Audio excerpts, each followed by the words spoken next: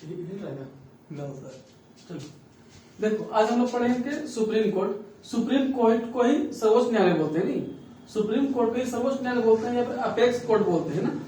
तो समझो बाबू, supreme court जो है पूरे भारत में, सुप्रीम कोर्ट पूरे भारत का सर्वोच्च न्यायालय होता है। मतलब न्यायिक अधिकार में जो न्यायिक जो व्यवस्था होता है, न्याय के रूप में जो सर्वोच्च संस्था होती है वो सुप्रीम कोर्ट होता है। न्याय देने में जो सर्वोच्च संस्था होती है वो कौन होता है? Supreme court. हर न्यायालय से आपको संतुष्टि असंतुष्टि मिल सकती है, लेकिन अगर सुप्रीम कोर्ट कुछ भी बोल दिया तो आपको वो मान लेना पड़ेगा। सुप्रीम कोर्ट जो भी कुछ निर्णय दे दिया आपको मान लेना ही पड़ेगा। समझो, संविधान के भाग 5 में संविधान के भाग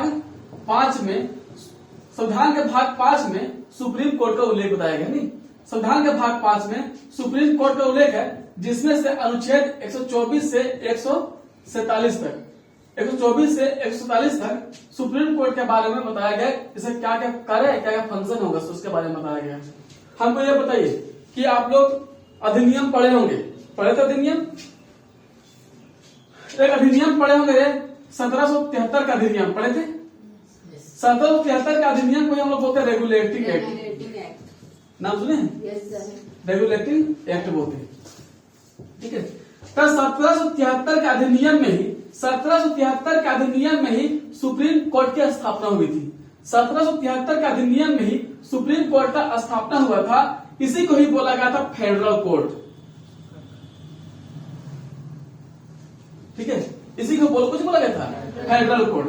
1773 के अधिनियम में सुप्रीम कोर्ट का स्थापना हुआ था। वो जो स्थापना हुआ था सुप्रीम कोर्ट का, जो स्थापना हुआ था कहाँ था? सुप्रीम कोर्ट पहले कलकत्ता में था, ठीक है। ये पहले कहाँ पर था? कलकत्ता में था। इसी को ही मुझे बोला गया है फेडरल कोर्ट बोला गया है। लेकिन स्वतंत्र भारत में पहली बार जो स्थापना हुआ था सुप्रीम कोर्ट का वो होता 28 जनवरी 1950 ईस्वी को।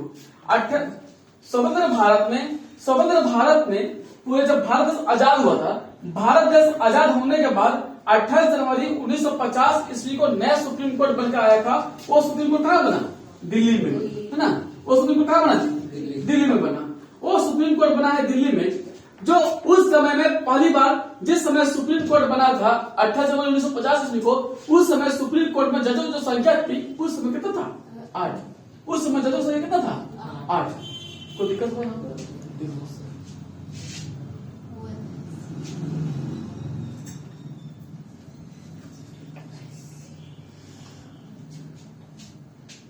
देखो कुछ दिक्कत हो रही है समझने में? हाँ, कुछ भी समझने में ये पढ़े होंगे आप। Yes sir. फेडरल कोर्ट का नाम बदल कुछ कर दिया। सुप्रीम कोर्ट सर्वोच्च न्यायालय कब है? 28 जनवरी 1950। उस समय जजों संख्या कितनी थी? 8। मतलब 7 + 1। उसमें से एक मुख्य न्यायाधीश होगा और 7 अन्य जज होंगे।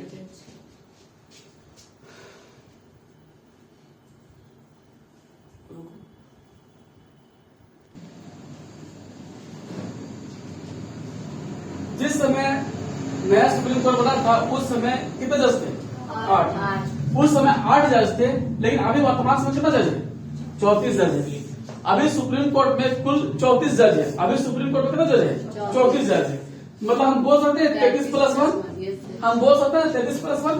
तो 33 + 1 मतलब 33 अन्य जज है और एक जो है सो मुख्य न्यायाधीश है, जिसको हम लोग बोलते हैं chief justice of India, Bharat के मुख्य न्यायाधीश। मतलब जो एक है ना, एक उसको हम बोलते CJI बोल सकते हैं। CJI chief justice of India. Chief justice of India मतलब भारत के मुख्य न्यायाधीश। तो अभी वर्तमान समय में भारत के मुख्य न्यायाधीश कौन है? पता है कुछ? कौन है जी? यू ललित। हाँ सर, अभी हम देखे थे। यू ललित। उसका पूरा नाम है उमेश उदय ललित, या फिर उदय उमेश ललित है, उमेश उदय ललित, कोई एक ही होगा, देख लीजिएगा। आगे पीछे कोई नहीं होगा तो देख लीजिए। तो CJI है नहीं, यू ललित नाम है। ललित यू ललित। तब सुंदर है। सुनो ये जो CJI जो है, ये CJI है जो चीफ जस्टिस ऑफ इंडिया है। जो CJI है इसका नियुक्ति कौन करता है? इसका नियुक्ति कौन करेगा? इसका नियुक्ति कौन करेगा? हम बोलेंगे राष्ट्रपति करता है इसका नियुक्ति, है ना। इसका नियुक्ति कौन करता है? राष्ट्रपति करता है। इसका जो नियुक्ति करते हैं वो राष्ट्रपति करता है। अब देखो आप समझो, और जो अन्य जजों को नियुक्ति करेगा, ये जो अन्य जजों को नियुक्ति कौन करता है? ये भी तो राष्ट्रपति की बात है। अन्य जजों की भी नियुक्ति कौन करता है? राष्ट्रपति। सर आखिर इनको भी तो राष्ट्रपति करेगा ना सर। कौन बताया उनको नियुक्ति?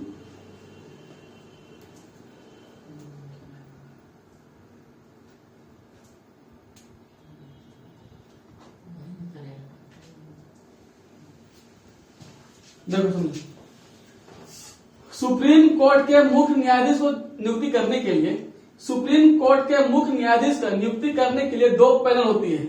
सुप्रीम कोर्ट के मुख्य न्यायाधीश का नियुक्ति करने के लिए 2 पैनल होती है। पहला होता है सुप्रीम कोर्ट के वरिष्ठ जो जज होता है सो, ठीक है, वरिष्ठ जज होगा। अब होगा हाई कोर्ट के जज, हाई कोर्ट का जज होगा। तब सुप्रीम कोर्ट का या हाई कोर्ट का जज, सुप्रीम कोर्ट का जो जज होगा या फिर हाई कोर्ट का जो जज होगा, इन दोनों के सलाह से सुप्रीम कोर्ट का जज या हाई कोर्ट का जज के इन दोनों के सलाह से राष्ट्रपति जो है सो मुख्य न्यायाधीश की नियुक्ति करता है। मुख्य न्यायाधीश की नियुक्ति करता है। ये समझे? मतलब मुख्य न्यायाधीश सर की ये अन्य न्यायाधीश जो 33 है उन समझो ना, हम बोल रहे हैं मुख्य न्यायाधीश की नियुक्ति कौन करता है? राष्ट्रपति।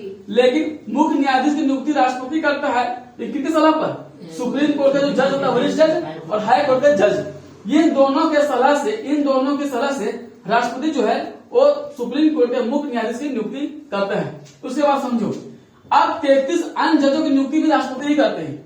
अन्य 33 जजों की नियुक्ति कौन करता है? इसके लिए क्या करके आता है? इसके लिए सिस्टम होता है, इसको हम लोग बोलते हैं कॉलेजियम। इसको हम लोग बोलते हैं कॉलेजियम प्रणाली। समझो, अब कॉलेजियम प्रणाली होता क्या है ये समझिए।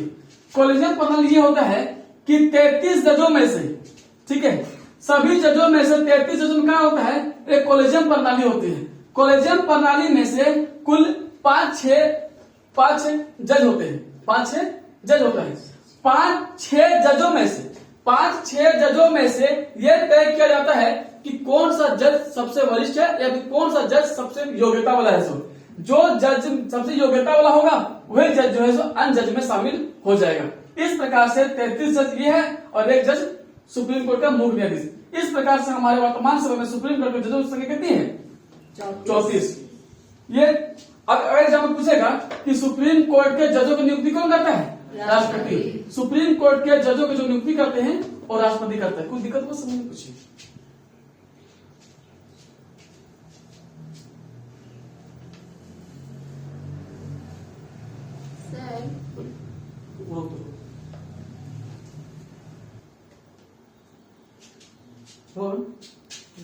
अब देखो बाबू, सुप्रीम कोर्ट जज बनने के लिए आपके पास क्या क्या योग्यता होनी चाहिए? सुप्रीम कोर्ट का जज बनने के लिए आपके पास क्या क्या योग्यता होना चाहिए? पहला बात है कि आपको कम से कम 5 वर्षों तक किसी हाई कोर्ट में, ठीक है, सुनो, आपके सुप्रीम कोर्ट जज बनने के लिए कम से कम आपको 5 वर्षों तक किसी हाई कोर्ट में आपको जज के रूप में काम कर लेना पड़ेगा। हाई कोर्ट में, जिला कोर्ट में नहीं, हाई कोर्ट में। हाई कोर्ट में कम से कम आपको 5 वर्षों तक जज के रूप में काम करना पड़ेगा, या फिर 10 वर्षों तक हाई कोर्ट में वकील नहीं, वकालत बोल सकते हैं, वकालत या वकील बोल सकते हैं। आपको कम से कम 5 वर्षों तक हाई कोर्ट में जज के रूप में काम करना पड़ेगा, या फिर 10 वर्षों तक किसी भी हाई कोर्ट में वकील के रूप में काम करना पड़ेगा।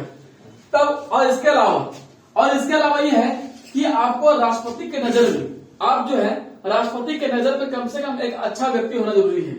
राष्ट्रपति की नजर में आप एक अच्छा न्यायिक व्यक्ति होना जरूरी है। तब जानेगा कि हाँ, राष्ट्रपति जानेगा कि हाँ तुम एक अच्छा व्यक्ति है, तुम वहां का अच्छा काम किया है। सो अगर ये चीज आपके पास है तो ही आप सुप्रीम कोर्ट का जज बन सकते हैं। इसमें कोई योग्यता, इसमें उम्र सीमा कोई उल्लेख नहीं है। आप कितनी उम्र रहेगा, कम से कम योग्यता है आपके पास, तभी आप सुप्रीम कोर्ट का जज बन सकते हैं। कल ये सोच कर आइएगा, या फिर जो यूट्यूब में देखेंगे, यूट्यूब वाले जो देखे होंगे वो हमको कमेंट में बताइएगा कि क्या कोई विदेशी नागरिक सुप्रीम कोर्ट का जज बन सकते हैं। पहला पहला चीज है, पहला प्रश्न मेरा ये है, क्या कोई बाहरी या विदेशी व्यक्ति सुप्रीम कोर्ट का जज बन सकते हैं? पहला प्रश्न। दूसरा प्रश्न मेरा ये है, क्या कोई एंग्लो भारतीय क्या सुप्रीम कोर्ट का जज बन सकते हैं? ये मेरे दो प्रश्न हैं। ये दोनों प्रश्न आप हमको कमेंट सेक्शन में जरूर बताइएगा कि आपको क्या है। उसके बाद ये हो गया आपकी योग्यता। इसका अब आ जाओ इसका वेतन भत्ता। अनुच्छेद 125 में आ जाओ, इसका वेतन, ठीक है। अनुच्छेद 125 में सुप्रीम कोर्ट के जज का वेतन का उल्लेख है। अनुच्छेद 125 में सुप्रीम कोर्ट का वेतन का उल्लेख है। तब बताइए बाबू, सुप्रीम कोर्ट का जो वेतन, सुप्रीम कोर्ट का जो जज है उसका वेतन जो है वो कौन तय करेगा? उसका वेतन तय राष्ट्रपति तय नहीं करेगी, उसका वेतन तय करेगा संसद। उसका वेतन तय करेगा कौन? संसद। उसका वेतन तय करेगा संसद, समय समय पर वही तय करेगा। कौन तय करेगा? संसद। उसके वेतन में किसी तरह का कोई कटौती नहीं होगी, उसके वेतन में किसी तरह कोई कटौती नहीं होगी। लेकिन अगर वित्तीय विपत्ति काल आ गया, वित्तीय आपातकाल लग गया भारत में, वित्तीय आपातकाल अगर भारत में लग गया तो वैसे स्थिति में सुप्रीम कोर्ट के जज का भी वेतन काटा जा सकता है। समझ गए? वित्तीय काल की स्थिति में सुप्रीम कोर्ट के जज का वेतन भी काटा जा सकता है। कोई दिक्कत हुआ तो समझने में?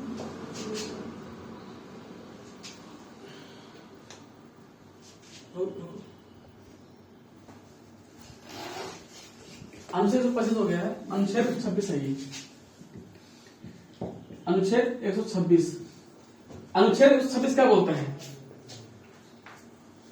अनुच्छेद 126 ये बोलता है कि मान लो ये 33 जज हो गया जी और प्लस 1 जज हो गया, है ना?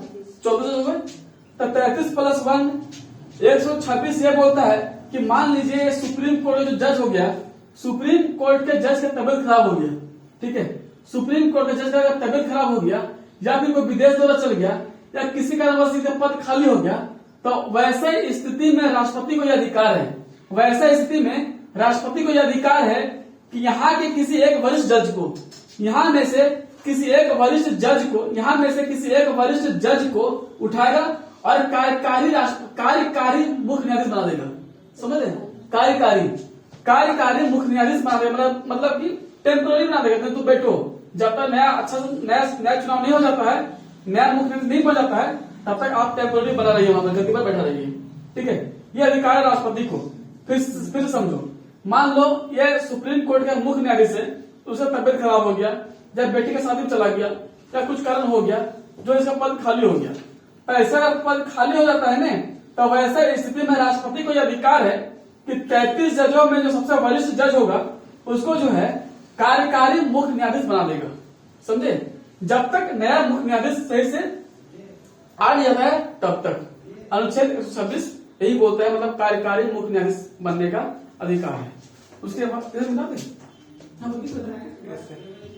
आ जाओ अनुच्छेद 127। अनुच्छेद 127 ये बोलता है कि तदर्थ उसी का रूप है, इसको हम लोग एडहोक बोलते हैं। दूसरे भाषा में अगर बोले तो इसको हम कार्यकारी बोल सकते हैं, ठीक है। समझो, इसका मतलब समझो। मान लो बाबू ये 33 जज है प्लस 1 है। अनुच्छेद 127 ये बोलता है, अनुच्छेद 127 ये बोलता है कि सुप्रीम कोर्ट में तदर्थ न्यायालय का तदर्थ मतलब एडहोक जज का उल्लेख है, मतलब एडहोक जज बन सकता है। एडहोक मतलब कार्यकारी, ऐसे बात को समझो। मान लो ये 33 जज है प्लस 1 जज हो गया। 33 जज में मान लो कोरोना काल में 10 जज की मृत्यु हो गई या फिर 10 जज जो है हालत खराब हो गया, वो काम करने के लायक नहीं है। ऐसे समझो बात को, इस तरह समझो। मान लो 33 जज है, तो 33 जज में से 10 जज ऐसे हैं जो कोरोना में मृत्यु हो गई किसी कारणवश, या फिर 10 जज का ऐसा हालत खराब हो गया कि वो कोर्ट में नहीं आ सकता, तो जाहिर सी बात है इसकी जनसंख्या घट गई। 33 में 10 घट गया ना, तो 33 में 10 घट गया, तो वैसा स्थिति में इसका जजों की संख्या कहां से आएगा? इतना 10 हम कहां से लाएंगे? तो 10 लाने का अधिकार है कि राज्य में इतना सारा 2829 राज्य है, ये राज्य है। तो मान लीजिए झारखंड भारत देश में कुल 25 राज्य है, कुल 25 हाईकोर्ट है, कुल 25 हाईकोर्ट है। तो कुल 25 हाई कोर्ट है, तो यहाँ पर क्या हो गया, कुल 25 हाई कोर्ट है। 25 हाई कोर्ट में सबका अपना अपना एक मुख्य न्यायाधीश होगा और अपना अपना अन्य जज होगा। कौन जी? मान लो झारखंड में मुख्य न्यायाधीश रवि रंजन है। झारखंड में मुख्य न्यायाधीश कौन है? रवि रंजन। तो रवि रंजन के अलावा भी अन्य जज हो गए। रवि रंजन के अलावा भी तो अन्य जज हो गए ना, तो अन्य जज हो गए। तो मान लीजिए तब क्या करेगा समझो, तब क्या करेगा कि मान लो जैसे कि इलाहाबाद हो गया, मान लो ये हो गया यूपी, ठीक है। यूपी की जनसंख्या बहुत अधिक है, यूपी की जनसंख्या बहुत अधिक है। तो जिस राज्य में जनसंख्या अधिक होगा तो जाहिर सी बात है वहां पर क्राइम ज्यादा होगा। जिस राज्य में जनसंख्या अधिक होगा तो वहां पर क्राइम तो अधिक होगा ना, तो वहां पर क्राइम अधिक होगा। तब क्या किया सुप्रीम कोर्ट के, अब क्या बोलेगा कि यहाँ का जो राष्ट्रपति है, राष्ट्रपति ये बोलेगा कि नहीं, यूपी से कुछ जो है सो न्यायाधीश उठा लिया, झारखंड से कुछ मुख्य न्यायाधीश को लिया, है ना, अन्य राज्यों से न्यायाधीश को उठा के यहाँ पर बैठा दो। ये अधिकार है। संविधान में ये बुक में स्पष्ट रूप से लिखा बाबू कि मान लो ये 33 जजों में से 10 जज या 12 जज की तबियत खराब हो गया है या फिर आने के हालत में नहीं है या फिर मृत्यु हो गया है, तो वैसा स्थिति में संविधान के बुक में यह स्पष्ट रूप से लिख दिया है कि जो है राष्ट्रपति जो है अन्य राज्यों के जो अन्य न्यायाधीश है, मुख्य न्यायाधीश छोड़ करके राज्यों के मुख्य न्यायाधीश को छोड़ करके उसके जो अन्य जज हैं वो जो है कार्यकारी मुख्य न्यायाधीश के रूप में यहाँ पर शामिल हो सकता है। समझ रहे मेरे बात? नहीं समझे मेरे बात? यहाँ पर आकर शामिल हो सकता है। अनुच्छेद 128 समझो, अनुच्छेद 128 समझो क्या बोलता है। अनुच्छेद 128 ये बोलता है, मान लो राष्ट्रपति ये बोल दिया, अगर राष्ट्रपति ये बोल दिया कि झारखंड बोलेगा, झारखंड के जो मुख्य न्यायाधीश कौन है? रवि रंजन है, ठीक है, रवि रंजन। झारखंड का मुख्य न्यायाधीश कौन है? रवि रंजन है। झारखंड का मुख्य न्यायाधीश रवि रंजन है, तो रवि रंजन के अलावा भी आप अन्य जज होंगे ना, अन्य जज होंगे यहाँ पर। एक मुख्य न्यायाधीश है और अन्य जज होंगे यहाँ पर काम कर रहे हैं। तब सुप्रीम कोर्ट जो राष्ट्रपति है, राष्ट्रपति क्या बोलेगा सुप्रीम कोर्ट के जज को कि रवि रंजन जी जो आपके यहाँ जो अन्य जज काम कर रहे हैं वो जज को मेरे यहाँ भेज दीजिए, यहाँ पर सुप्रीम कोर्ट भेज दीजिए, यहाँ पर जजों की कमी है। तब रवि रंजन क्या बोलेगा कि नहीं, हम नहीं भेजो। तब कहे इसलिए नहीं भेजेंगे क्योंकि झारखंड में क्राइम बढ़ चुका है, झारखंड में क्राइम बढ़ गया है। क्या कोई यहाँ का न्यायाधीश यहाँ जा सकता है काम करने के लिए? नहीं। मान लीजिए यूपी है, यूपी में जनसंख्या बहुत अधिक है, यूपी की जनसंख्या बहुत अधिक है, तो वहां पर एक जज काम कर रहा है और 10-15 को अन्य जज काम कर रही है।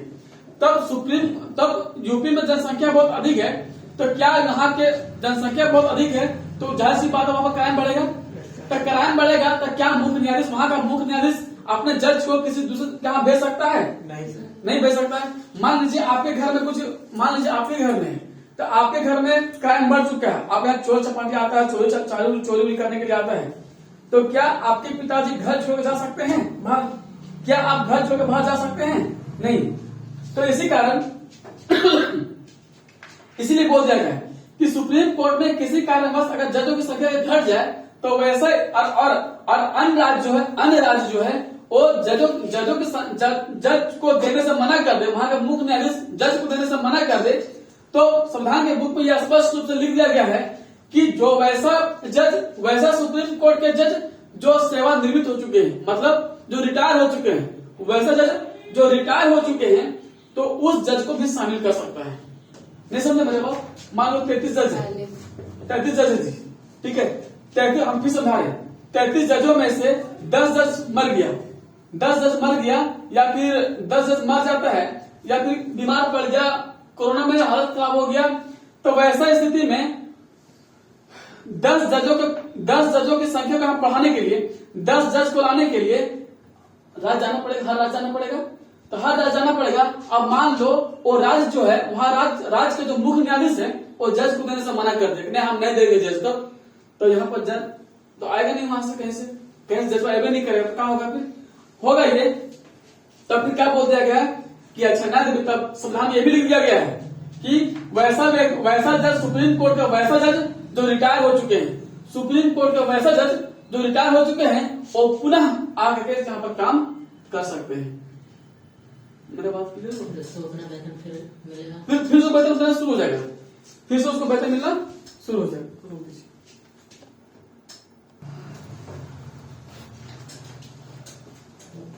देखो जी, मान लो ये 10 जज की जगह में 10 जज के जगह 10 जो जज है जो बीमार पड़ गया है, वो 10 जज जो है आनंद राजपूत नहीं गया वहां पर, वो जज गया है जो रिटायर हो चुका है। तो उस रिटायर जज को भी उतना ही पैसा मिलेगा जितना पहले से मिल रहा होगा जज को। नहीं समझ रहे? उस जज को भी उतना ही पैसा मिलेगा जो पहले जितना मिल रहा होगा सबको, जितना भी और जज को पैसा मिल रहा होगा ना उतना ही पैसा उसको भी मिलेगा। कहने का मतलब हो गया कि जज के ऊपर पैसा कोई कटौती नहीं होगी, सिर्फ वित्तीय आपातकाल को छोड़ करके। बाकी इतना ही नहीं बाबू, वेतन भत्ता के अलावा इन लोगों को बड़ी कुछ मिलता है। बंगला मिला, आगे गाड़ी घोड़ा, बंगला घोड़ा भी मिल करता है, सब कुछ मिला, गाड़ी मिलता है, मोबाइल मिल गया, मोबाइल मिला घोड़ा बोले इसलिए हम घोड़ा की गाड़ी बंगला सब कुछ मिलता है, फोन मिलता है, पैसा रिचार्ज करने का पैसा भी मिल जाता है उन लोग को। मतलब सारा सुख सुविधा उन लोग को हर कुछ मिलता है जजों को, ताकि जो वेतन मिलता है 2.5 लाख रुपए ये छूछे पकड़ में घुसता है, छूछे 1 रुपया खर्चा नहीं होता, छूछे पकड़ में घुसता है। कोई चिली चाट में नहीं खाता है कम बेसी होता है। हाँ, कम बेसी होते रहता है। जो जज लोग जो रिटायरमेंट होता है फिर उन लोग का जो अभी नया जज मिलेगा जितना उसको उतना ही पैसा मिलेगा जो उन लोग मिल रहा था वही। हाँ, जो लोग मिल रहा था ना उतना ही पैसा मिलेगा, रिटायरमेंट उन लोग को वो वेतन मिलता वो वेतन मिलेगा, ये वाला मिलेगा नया। इन लोग को जितना वेतन मिलेगा इन लोग को उतना वेतन मिलेगा उन लोग। उसके बाद समझो एक चीज तो समझने वाली बात है कि मान लो समझाने वाला बाबू कि मान लो अगर तबियत खराब हो गया या मृत्यु हो गया तो वैसे में कौन जज सामने हो जाएगा? 33 में से कोई तय कौन करेगा? राष्ट्रपति तय करेगा। अगर मान लो इसकी मृत्यु इस जगह खाली हो गया, ठीक है, इसका जगह खाली हो गया तो वैसे ही स्थिति में मान लो यहाँ से 5 जज अलग कर देगा, 5 जज अलग कर देगा। 5 को जजों में से 5 को जज में से कोई एक जज जो सबसे वरिष्ठ होगा और सबसे ज्ञानी होगा उसी जज को कुछ बना देगा, चीफ जस्टिस ऑफ इंडिया। ये था। कल के क्लास में और भी कुछ हम बात करेंगे इसके बारे में, लेकिन ये चीजें बहुत महत्वपूर्ण चीजें थे समझने वाला। तो आज यहीं पर आज क्लास यहीं पर छोड़ देते हैं, उसके बाद कल क्लास में नेक्स्ट पढ़ेंगे। ठीक है, धन्यवाद।